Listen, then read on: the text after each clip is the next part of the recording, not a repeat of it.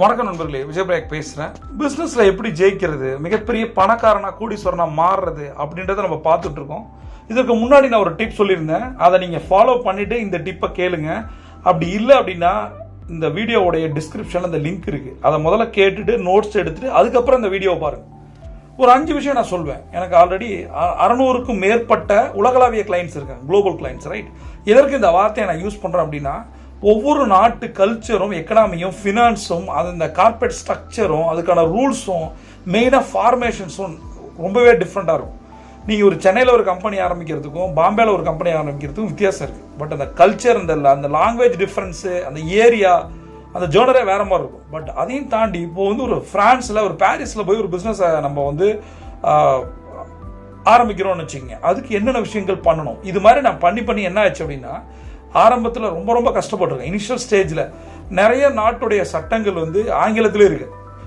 For example, ஒரு ஃப்ரெஞ்சோ ஒரு ஜெர்மனாக இருக்குன்ற போது முதல்ல நமக்கு ஒரு டிரான்ஸ்லேட்டர் வேணும், அவருக்கும் எனக்கும் சிங்க் ஆகணும், அவரோட முதல்ல நான் ட்ராவல் பண்ணணும். சரி, அது ஒரு இந்தியனா, மேபி தமிழனா இருந்தால் எனக்கு ரொம்ப ரொம்ப யூஸ். இந்த ஆரம்ப காலகட்டங்களில் இதெல்லாம் ஒரு சேலஞ்சாக இருக்குது. அதுக்கப்புறம் என் கிளையண்டோட நீடை நான் புரிஞ்சுக்கிட்டு, அந்த நாட்டு சட்டத்திட்டங்களை புரிஞ்சுக்கிட்டு, எப்படி பிஸ்னஸ் ஃபார்மேஷன் பண்ணணும், அங்கே இருக்க ஆடிட்டர்ஸ்ட்டை பேசிட்டு, கன்சல்டன்ட்டை பேசிட்டு ஒரு பிஸ்னஸை செட் பண்ணுறதுன்றது சாதாரண விஷயம் கிடையாது. இது ஜெயிக்குமா ஜெயிக்காதான்னு தெரியாது, ஒரு கிளையண்டோடைய பொட்டன்ஷியல் என்னன்னு தெரியாது, அவரோட இன்வெஸ்ட்மெண்ட் கெப்பாசிட்டி என்னன்னு தெரியாது, அவரோட எக்ஸ்பீரியன்ஸ் எக்ஸ்போஷர் என்னன்னு தெரியாது. எல்லாமே கற்றுக்கிட்டு லேர்ன் பண்ணி அந்த பிஸ்னஸை அந்த ஆர்ஓஐ கொண்டு வர வரைக்கும் எடுத்துகிட்டு போகிறதுன்றது it's a long journey. But இதெல்லாம் கற்றுக்க ஆரம்பிக்கும் போது தான் எதுவுமே நான் உங்கள்கிட்ட ஒரு விஷயம் சொல்கிறேன், தெரிஞ்சதே செய்யாதீங்க. உங்களுக்கு கடவுள் ஒரு சேலஞ்சை கொடுக்குறதே எதுக்காக அப்படின்னா, நீங்கள் புதுசாக கற்றுக்கணுன்றதுக்காக தான். அதை கற்றுக்கிட்டு பண்ணிங்கன்னா உங்களோட பிஸ்னஸ் ஈஸி.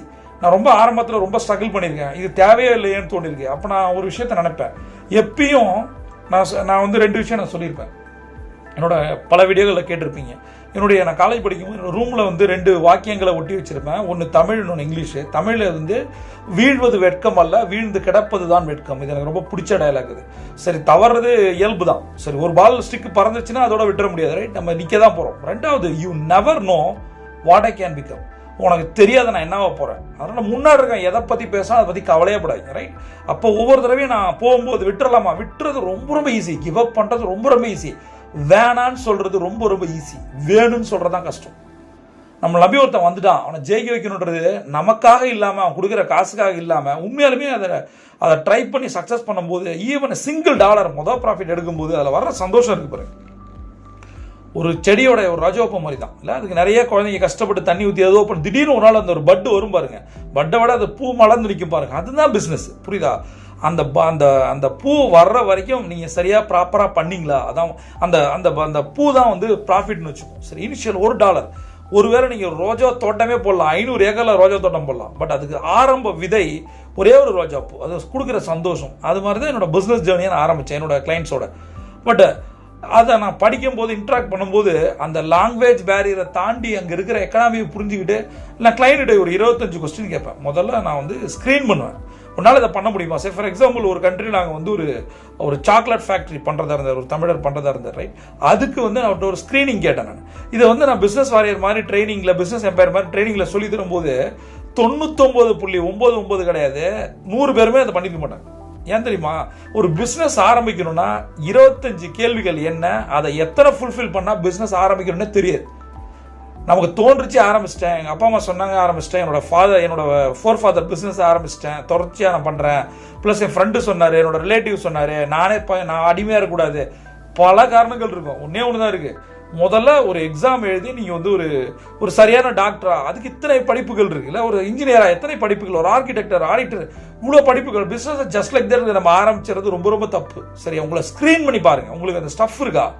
இதெல்லாம் தொடர்ச்சியாக என்னோட வீடியோக்களை நீங்கள் பார்த்துட்டே இருக்கும்போது உங்களுடைய பிஸ்னஸ் நாலேஜ் அட்லீஸ்ட் ஒரு சில புரிதல் தன்மையாவது கொடுக்கணும் நான் நம்புகிறேன். அதனால் பிஸ்னஸ் வீடியோஸை பாருங்கள். எல்லாமே ஈஸியாக நடக்கிற லா ஆஃப் அட்ராக்ஷனை, மில்லியனர் ஆகிறது எப்படி, பில்லியனர் ஆனாலும் சரி, நீங்கள் லா ஆஃப் அட்ராக்ஷனை யூஸ் பண்ணாலும் சரி, முதல்ல நீங்கள் ஒரு பிஸ்னஸ் மேன். புரியுதா?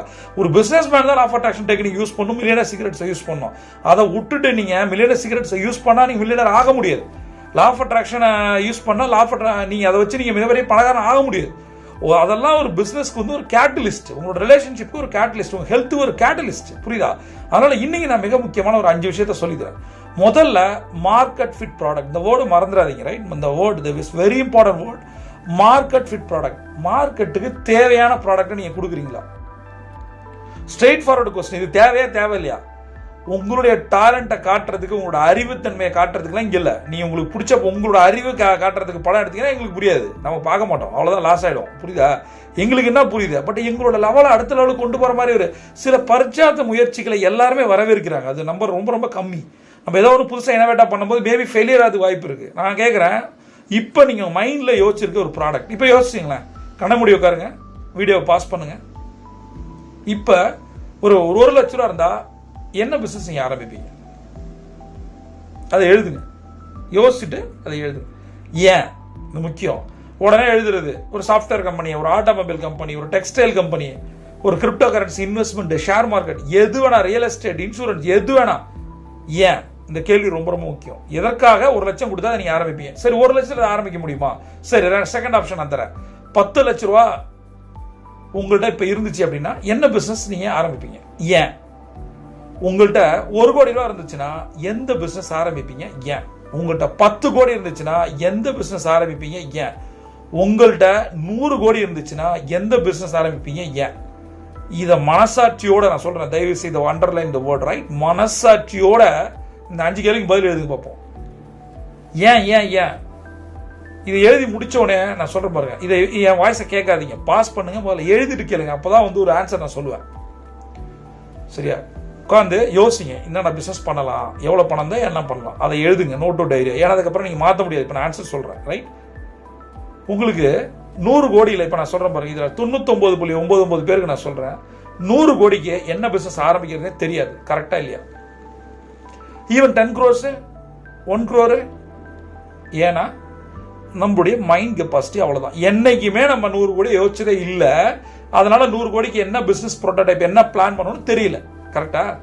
இதே ஒரு ஒரு பிசினஸ் பிளான்ட்ட போய் கொடுத்துருந்தோம் அப்படின்னா 100 கோடி எனக்கு பத்தாது, எனக்கு 1000 கோடியில் என்கிட்ட ப்ராஜெக்ட் இருக்குன்னு சொல்றவங்களாம் இருக்கான். புரியுதா? அதான் நமக்கு உங்களுக்கு வித்தியாசம். அப்ப நம்மளுடைய புரிதல் தன்மை பிசினஸை பொறுத்த வரைக்கும் கம்மியா இருக்கு, ரைட்? இந்த கம்மித்தன்மையை வச்சுட்டு உங்க ப்ராடக்ட் ஜெயிக்கும் நம்புறது எந்த அளவுக்கு சரி, ரைட்? இப்ப யோசிங்க. இப்ப மார்க்கெட் ஃபிட் ப்ராடக்ட்ல ஸ்ட்ரெயிட் ஃபார்வர்டா நான் கேட்ட கேள்விக்கு என்னென்ன ஆண்டர்பிரனர்ஸ், எத்தனை தொழிலதிபர்கள் என்னென்னவோ பண்றாங்க, அவங்கள தாண்டி நீங்க என்ன புதுசா கொடுத்துட போறீங்க? உங்களுடைய ப்ராடக்ட் சர்வீசஸ் மார்க்கெட்ல இருக்கிறத விட பெட்டரா இருக்குமா? விலையில கம்மியா இருக்குமா? குவாலிட்டியா இருக்குமா? யூசர் ஃப்ரெண்ட்லியா இருக்குமா? மக்களுக்கு பெனிஃபிட்டா இருக்குமா? யோசிங்க. ரெண்டாவது, இப்ப அப்படியே அந்த பிசினஸ் தூக்கி வர கட்டிடுங்க. இதுக்கு அடுத்தது நான் சொல்றது என்ன தெரியுமா? ஒரு பிசினஸ் டிப் சொல்றேன். அடுத்தது, எப்பயுமே நீங்க ஒரு பிசினஸ், ஒரு ப்ராடக்ட்டை லான்ச் பண்றீங்கன்னு வச்சுக்கோங்க, ஒரு பீட்டா டெஸ்டிங் மாதிரி கொடுக்கணும். அந்த ப்ராடக்ட்டை மார்க்கெட்ல கொடுத்து பார்க்கணும். அதுக்கு சில கன்சல்டன்சிலாம் இருக்காங்க, நாங்களே இதை பண்றோம். சரியா? மார்க்கெட் ரிசர்ச் பண்றோம், மார்க்கெட் டெஸ்டிங் சொல்லுவாங்க. ப்ராடக்ட்டை மார்க்கெட்ல விட்டு பார்ப்போம், இந்த மாதிரி ஃபீட்பேக் வருது, 100% ட்ரஸ்ட் ஒர்த்தியா இருப்போம். நிறைய கம்பெனிகள் என்ன பண்ணுவாங்கன்னா இவங்களே எழுதிப்பாங்க சர்வே ரிசர்ச். நாங்கள் அப்படி பண்ண மாட்டோம். என்னை பொறுத்த வரைக்கும் பிசினஸ் என்பது கடவுள். புரியுதா? யாரையும் ஏமாற்ற முடியாது. நான் முதல்ல ஏன் மனசாட்சி நான் ஏமாற்ற மாட்டேன், என்னோட டீம் மெம்பர்ஸ் அப்படிதான். உங்களுடைய ப்ராடக்ட் சர்வீசஸ் பத்தி நீங்க சொன்னீங்கன்னா நாங்கள் மார்க்கெட்ல அனலைஸ் பண்ணுவோம். இது ஜெயிக்குதா ஜெயிக்காதா, இது என்ன பண்ணும், இதெல்லாம் நம்ம ஒரு அனலைஸ் பண்ணிடணும். அப்புறம் என்ன சொல்றதுன்னா, அந்த ப்ராடக்ட்டுக்கு அப்புறம் நீங்க என்ன பண்ண போறீங்க? அந்த ப்ராடக்ட் சரியில்லைன்னு வந்துருச்சு, இல்லை வந்து பணம் வந்து அதிகமாக இருக்கு, கம்மியாக இருக்கு, குவாலிட்டி இதை விட நல்ல ப்ராடக்ட்ஸ் மார்க்கெட்டில் இருக்கு, இதெல்லாம் நீங்கள் செகண்ட் செஷன் உட்காந்து சரி பண்ணிட்டு வரும்போது தான் மார்க்கெட்டில் அந்த ப்ராடக்டை இறக்கலாமா வேணாமானே முடிவு பண்ணும். அதுக்கப்புறம் ஒன்று இருக்கு, ப்ராடக்ட்ல மார்க்கெட்டில் ப்ராடக்ட் வந்த பின்னாடி அதுக்கு என்ன மாதிரி சர்வீஸை நம்ம கொடுக்க போகிறோம். இது வந்து பிசினஸ்க்கு டிப்ஸ்னு வச்சுப்போம். ஒன்று எப்படி கொடுக்கணும், ஏன் கொடுக்கணும், இதெல்லாம் பண்ணிட்டு கொடுக்குறோம். அதுக்கப்புறம் ஆஃப்டர் சேல்ஸ்க்கு நம்ம என்னென்ன பண்ண போறோம். இது ஒரு பெரிய செக்மெண்ட், இன்னும் அடுத்த வர வீடியோக்கள்ல சொல்றேன். இப்ப அடுத்து நான் ஒரு 3 விஷயம் சொல்றேன் பாருங்க, ரைட்? எப்பயுமே எது முக்கியமோ அதை மட்டும் தான் பண்ணணும். பிசினஸ் டிப்ஸ் 2 சொல்லி நிறுத்திட்டேன். அடுத்தது எது முக்கியமோ அதை தான் பண்ணணும். ஒரு இலக்குகளை நீங்க எழுதுறீங்க, தயவு செய்து இந்த 50 டிப்ஸும் முடிக்கும் போது நீங்கள் ஒரு உண்மையான பிசினஸ் மேனா மாறி இருப்பீங்க. நான் 50 டிப்ஸ் ரெகுலரா கொடுக்குறேன். இந்த 50 டிப்ஸும் ஒருத்தர் யார் நான் சொல்றத கேட்டு எழுதி இம்ப்ளிமெண்ட் பண்ணி டவுட்டை கிளியர் பண்ணிட்டாரோ அடுத்த பெரிய ஆள் நீங்க தான். சரியா? 50 உள்ள போகணும், அப்படியே நிறைஞ்சிருக்கணும். அப்படியே ஒரு காலகட்டத்தில் அப்படியே காதலால் அப்படியே முகிழ்ந்து நிறைஞ்சி வழிஞ்சு அப்படியே வேற மாதிரி இருக்கும். எல்லாமே அவதான் அப்படின்னு நினைக்கிறேன் பாருங்க. அதை விட 1000 மடங்கு காதலோட இந்த டிப்ஸ் எல்லாம் நீங்க எக்ஸிக்யூட் பண்ணணும், ரைட்? எது இம்பார்ட்டன்ட்? உங்க கோல் செட்டிங் எழுதிட்டு அந்த கோலை, இலக்கை தவிர வேற எதுவும் பண்ணக்கூடாது. இதுதான் இம்பார்ட்டன்ட். என்னுடைய பிஸ்னஸை 100 கோடி கொண்டு போவேன், என்னுடைய பிஸ்னஸை 10 பிரான்ச்லேருந்து 100 பிரான்ச்சாக மாற்றுவேன், டர்ன் ஓவர் இன்க்ரீஸ் பண்ணுவேன், நிறைய பேருக்கு வேலை கொடுப்பேன், நிறைய கண்ட்ரீஸ்க்கு லான்ச் பண்ணுவேன், நிறைய சேரிட்டி பண்ணுவேன், கார்பரேட் சோஷியல் ரெஸ்பான்சிபிலிட்டி. அடுத்த பாயிண்ட், உங்களுடைய லீடர்ஷிப் கெப்பாசிட்டி எவ்வளவு? உங்களுடைய லீடர்ஷிப்பை வளர்த்துக்கிறதுக்கு என்ன பண்ணணும் அதையும் நான் அடுத்த ஒரு 40 வீடியோக்களுக்கு மேலே சொல்லித்தரேன். லீடர்ஷிப் ஸ்கில்ஸ் ரொம்ப ரொம்ப முக்கியம். அதை வளர்த்துக்கொள்வது எப்படி? அது இல்லாமல் நீங்கள் என்னதான் ஸ்ட்ராட்டஜி வச்சுருந்தாலும் 100% பிஸ்னஸ் ஜெயிக்காது.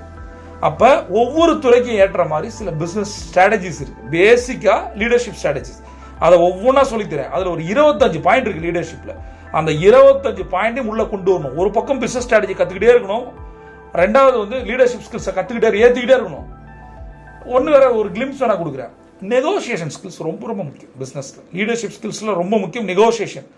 நீங்கள் வந்து ஒரு வெண்டார்ட்ட பேசுறீங்க, ஒரு இன்வெஸ்டர்ட்ட பேசுறீங்க அப்படின்னா உங்களுடைய பேச்சு திறமை, நிறைய பேர் சொல்லுவாங்க எனக்கு நல்லா பேச தெரியும், உங்களுடைய பேச்சு திறமையை வெண்டார்ட்ட ப்ராடக்டை பர்ச்சேஸ் பண்ணும்போது கம்மி பண்ணும். இன்வெஸ்டர்கிட்ட நீங்கள் அந்த ஃபண்ட் வாங்கும்போது, நிதி வாங்கும்போது, பணம் வாங்கும்போது அவங்க எதிர்பார்க்குற ரிட்டர்னை குறைச்சி கொடுக்கணும். அவங்க 10% எதிர்பார்த்தாங்கன்னா 5% கொடுப்பேன்னு சொல்லி பேசி நீங்கள் கன்வின்ஸ் பண்ணணும். அதுக்கு உங்கள்கிட்ட டேட்டா இருக்கணும். இதெல்லாம் ஒரு நெகோசியேஷன் ஸ்கில்ஸ். புரியுதா? இதெல்லாம் நீங்கள் கற்றுக்கணும். அது இல்லாமல் இருக்கிற ஸ்கில்ஸை நான் உங்களுக்கு ஒவ்வொன்றா சொல்லித்தரேன். அடுத்தது ஒரு 20 நிமிஷம் டெய்லி டெய்லி டெய்லி டெய்லி இது நீங்கள் பண்ணுங்கள். இந்த லாஸ்ட் பாயிண்ட் ரைட், இந்த வீடியோட லாஸ்ட் பாயிண்ட். 20 நிமிஷம் கண்ணை மூடி உட்காரும். எதுவுமே நீ பண்ண வேணாம், எதுவுமே நீங்கள் வேணாம், தயவுசெய்து நீங்கள் எதுவுமே பண்ண வேணாம். 20 minutes 20 minutes at least 10 minutes 10 minutes. நான் என்ன கேட்குறேன், 24 மணி நேரத்தில் எத்தனை நிமிடங்கள் இருக்கு? அதில் 10 நிமிஷம் கூட உங்களால் தனியாக உட்கார முடியாது. உங்களோட பிஸ்னஸை பற்றியும் உங்கள் ஃபேமிலியை பற்றியும் நாளைக்கு என்ன பண்ண போறன்றதை பற்றியும் யோசிக்க முடியாது. நீங்கள் எப்படி பணக்காரனாக முடியும்? நிறைய கடைக்காரங்க ஃபெயிலியர் ஆனது, பிஸ்னஸ் மேன் ஃபெயிலியர் ஆனது இதான் ரீசன். தனியாக உட்கார மாட்டாங்க, உட்காந்து யோசிக்க மாட்டாங்க. உட்காந்து கடனை பற்றி, பிரச்சனைகளை பற்றி யோசிப்பாங்க. எதை பற்றி வேணாலும் யோசிங்க. இந்த இடத்துல உங்களுக்கு ஒரு நான் க்ளூ கொடுக்குறேன். ஒரே இடத்துல ஒரே நேரத்தில் morning 5:30 to 5:40, morning 4 to 4:10, morning 5:30 to 5, ஏதாவது ஒன்று இந்த மாதிரி ஒரு டைம் வச்சு 5 to 5:30 ஏதாவது ஒன்று ஒரு டைம் ஃப்ரேம் வச்சு ஒரே இடத்துல உட்காரணும். ஒரு மடமாக இருக்கலாம், ஒரு மாஸ்காக இருக்கலாம், சர்ச்சாக இருக்கலாம், எங்கேயாவது வெளியில் போய், இல்லை காலைல வீடாக இருக்கலாம், மொட்டை மாடியாக இருக்கலாம், எங்கே வேணாம். Just 10 minutes morning and evening think time அப்படின்னு சொல்லுவேன். அதற்கான டைத்தை, அந்த ஸ்பேஸை கொடுங்க. உங்களுக்கு நீங்கள் ஸ்பேஸை கொடுங்க. எவனுக்கோ எவ்வளவுக்கோ கொடுத்துருக்கோம் வாழ்க்கையில் நிறைய ஸ்பேஸ், இந்த ஹார்ட் ஸ்பேஸ் மனசில் கொடுத்துருக்கோம், கஷ்டப்பட்டுருக்கோம், தூக்கேறி. இப்போ உங்களுக்கான நேரம், நீங்கள் ஜெயிப்பதற்கான நேரம். கண்ணை மூடி காலைல ஒரு 10 நிமிஷம், சாயந்தரம் 10 நிமிஷம் யோசிங்க. இதில் என்ன யூஸ்? முதல்ல ஒரு 7 நாள் உட்காருங்க. இது ஒரு பெரிய வந்து ராக்கெட் சயின்ஸில் உட்காருங்க, யோசிக்காமல் உட்காருங்க, அமைதியாக உட்காருங்க. என்னென்ன யோசிக்க, நான் மெடிடேட்லாம் பண்ணுங்க, தலைகீழ வந்து சிரசாசனம் பண்ணுங்கலாம் சொல்லலை, மொட்டை மனது கீழே வந்துடாதீங்க. முதல்ல கண்ணை மூடி உட்காருங்க, ஒரு ரிலாக்ஸாக ஒரு இடத்துல உட்காருங்க. இதை கூட பண்ண முடியாதா? இந்த இடத்துல உட்காந்து இந்த வீடியோவை கேட்டு என்னென்ன விஷயங்கள் சொல்லணும் நோட்ஸ் எடுத்து இதை யோசிங்க உட்காந்து அந்த 10 நிமிஷத்தில். பிரபஞ்சம் கூட்டி தர காத்திருக்கு. நீங்கள் ஒரு சாம்பியன்.